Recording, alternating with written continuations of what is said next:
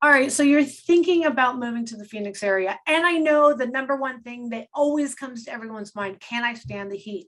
But there's other things too that you probably haven't heard of. Good, bad, ugly. There's some weird things that you need to know about in Phoenix, Arizona, most of which are good. So you're not going to want to miss this video because we're going to get right at it right after this.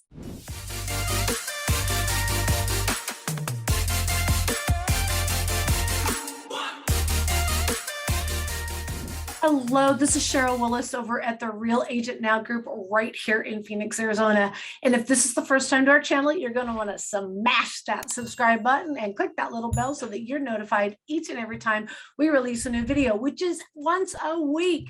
You'll never get tired of me. There's all kinds of videos in the library. If you want to know anything there is to know about Phoenix, Arizona, watch our videos. If you're even thinking about moving to the greater Phoenix area, you're going to want to pick up that phone and you're going to give us a call because you're going to want to know all the nitty gritty inside, outside, in and around what's going on. And especially in this video, because I'm going to tell you about 5 things that I promise you, no one has told you about living in the Phoenix area. Look, if you're thinking about making that move, just pick up that phone, give us a call, shoot us a text, send us an email, days, nights, weekends. We got your back when moving to Phoenix, Arizona. All right, I know the first question you always ask, everyone always asks themselves before they move to the Phoenix area, can I handle the heat? Well, you know what? I'm not going to lie to you. It's a torture in the summer, but the rest of the year is amazing. But let me tell you, the heat does present some things that you probably haven't heard about, haven't thought about, and had no idea about. So that's what we're going to share with you right now. Number 1, my favorite little trick in Arizona is called a cool deck. So in the blistering hot summer, we have this material that we put right on top of our concrete called cool deck. And cool deck, and you can get an abundance of colors and you can get all different kinds of textures and you can make it look like brick or pavers, or there's this weird bubbly kind of like thing that everyone pretty much has, but it makes walking around the pool in the summertime just a little bit easier on your feet. You're going to definitely, if you have a pool, you're definitely going to have a pool deck around it. All right, number 2, let's talk about everyone's pastime. I don't know if it's everyone's, but I'll be honest with you, it does come up a lot. It's gardening. So how does gardening get done in Arizona? Well, think about it, guys. Our desert, we actually call it xeriscape, can last on its own. You don't ever have to water xeriscape landscaping, by the way. You might want to with the palm trees. You know, a lot of people don't realize this. Before us humans brought in these trees, there were no palm trees in Arizona. So if you add a palm tree to your desert landscaping, you're going to have to water the palm tree. And of course, if you add a grass, you're going to have to water. And you know what? Again, let me just emphasize, if you have to have green in front of your house, put in the amazing turf that they have now. They even have dog turf. They have all different kinds of lengths, shags, colors. Like there's like olive, there's green, there's just so many variations. It's unbelievable. You have them all out in front of you and you can't, it is too much of a good thing, right? Too many choices and you can't figure it out. But gardening comes to a lot of people. People love that feel and just that relaxing hobby of gardening. And so a lot of people wonder, can they garden out here in Arizona? The answer is yes. There obviously are some plants that are super easier that grow kind of on their own. Believe it or not, rose bushes grow really easy. Trim them down and when I say trim them down, cut them back in February.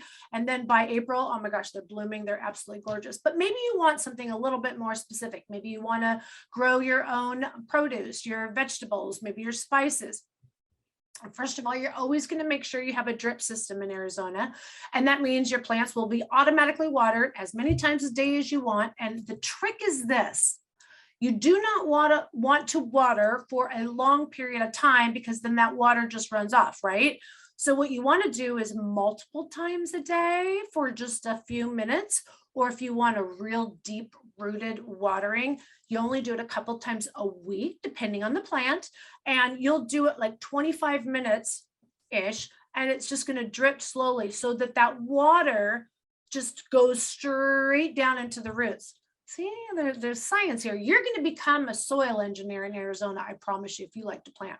If you want to plant citrus, oh my goodness. Like, it's funny. Every neighborhood has lemons, limes, oranges, and grapefruits. And let me tell you, they are abundant. We're not talking a few of these that pop up on the tree. I'm talking massive amounts, to the point where you're trying to pawn them off on your neighbors, to the point where you're like, but you can just run them in your garbage disposal and it'll make your house smell good. Like, we have so many citrus variations, and they grow so juicy and sweet. That's going to be super easy. Another great thing about growing in Arizona, you can grow year round. You don't have to worry about the winters. There is some things that you're going to want to take precaution on in the summers and be real smart about where you plant your plants, but you have year-round sunshine, and you have year-round warmth to keep those vegetables producing. Now, here's the bad part about gardening in Arizona. Extreme heat is one of them, right? So you're going to want to make sure that you strategically place your garden box, whatever you're going to be doing, gardening house. You can do little houses on the side of usually on the side of your home, because you're going to want to use your house to block the late afternoon sun. Got to be strategic, okay? Number two, you got to make sure that you pay attention. We have very low humidity here. So some plants, vegetables might not grow what you're used to. So make sure you do a little research. Again, if you create a greenhouse environment, you can put that moisture into that little gardening house, right? Also, the soil here. We have rock hard soil. That's what the desert is. Remember the pictures of cracked desert? Yeah, that's what happens way out in the middle of the desert. Here we also have a thing called culichi. I don't know if I pronounced that correctly, but it is this sediment that it's a subsoil that it's very prominent in southern Arizona, a little bit in Phoenix, Arizona. It is like concrete. Not kidding, concrete. You can hose down that dirt and you could be digging, and you're not getting through. So if you want to, again, grow your garden, you're going to want to bring in the fresh dirt and probably have it above ground so that it gets the proper nutrients and moisture to grow healthy. All right. Here's the biggest surprise. I love this one. This is my favorite. I never thought about it. I have a dog. If you didn't know, I'm super dog mom, right? But one of the things I didn't realize, if you're coming from a wetter climate, whether it be winter or like Portland, Seattle, I guess I kind of took it for granted. My dog has a dog door. I don't live up against a mountain. Don't do a dog door if you live near a mountain. And he goes out and does his business on his own. Well, first thing in the morning, we go for our walk. And when we come back, I go out there with my poop bag and I pick up all the dried poop from the day before. So if he goes poop on Monday, by Tuesday morning, it's a nice little rock. It's easy to pick up. It's not messy. It's not mushy. I cannot imagine having a dog in like the Portland, Seattle area. Or, I do have to say, I visit my friends up north, especially during the snow season. And yeah, it's kind of hard to get my dog out to go poop in the snow. He doesn't want to sit his little behind on that. So you don't have to worry about either of those really in the greater Phoenix area. And so dog poop picking up is super easy. Just to let you know. Here's another thing that people don't realize. So most of our pools are either plaster or PebbleTech.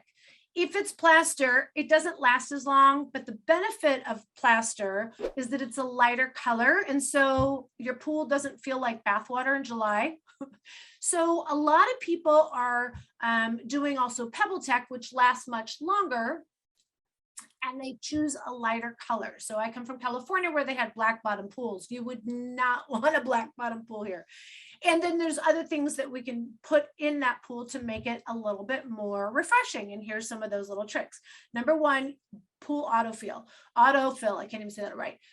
Obviously, water evaporates, right? And it does it rather quickly when it's very hot outside. So most pools have an autofill. I never even have to think about it. It's always at the perfect fill. Love it. I also have a pool pump. It's not a pool heater. It's not a pool cooler, but it does both. So I have a pool heater also because I have a spa, but a pool pump is a $7,000 investment. If you don't have it on the home, if I would highly recommend, if you want a pool, buy a home that has a pool, but I would highly recommend that you make the investment in a pool pump, because not only can you warm up your pool in the winter, but you can cool down your pool in the summer. You probably never thought of that, right? We also have water features here and also aerators that help cool off the pool. And here is the poor man's trick to cool a pool in the summer. Are you ready? You go run up to Circle K, because we don't have 7-Elevens all over the place. You go run up to Circle K or Quick Trip, they're all over the place now, and you get blocks of ice. They're like $2 each. Get 10 of them, drop them in your pool, and it's nice and cool. Well, I wouldn't say cool, but cooler. All right. So, and the last thing that you probably didn't think about when moving to the greater Phoenix area, it's really interesting. I didn't realize I did it myself, but everything in Arizona is much later. So people eat lunch later here, I think, because again, the heat. But you know what? We eat dinner later too. So when someone new moves here and says, hey, let's go to dinner, and they're like 5 or 6, I'm all, that's happy hour. We eat dinner at 7 or 8 p.m. and we go out later because, again, it's hot. So we want to go out after the sun goes down. Makes sense, but you didn't realize it. And people go for walks in every single neighborhood after the sun goes down. Everybody hangs out front. Everybody has their sippy cups, or they walk their dogs. They're huge dog-friendly communities. Like, everybody loves dogs here. So you're going to start your evenings much later. That's why I liked it when California was on a different time frame, because my family is in California, but I hear the rest of the world got smart, and you guys are going to be sticking with us and just doing one time zone the entire year. Yay! It makes sense. All right, guys, Sheryl Willis over at the Real Agent Now group, and I would love to help you make that transition from wherever you're at, cold country, wet country, even, you know, there's a lot of people that move here from Florida too. I didn't realize it was so wet. Anyways, no matter where you're making the transition from, we'd love to hear from you. Please pick up that phone, give us a call, shoot us a text, send us an email, days, nights, weekends. We got your back when moving to Phoenix, Arizona. Give us a call, subscribe now, make a comment. See you soon.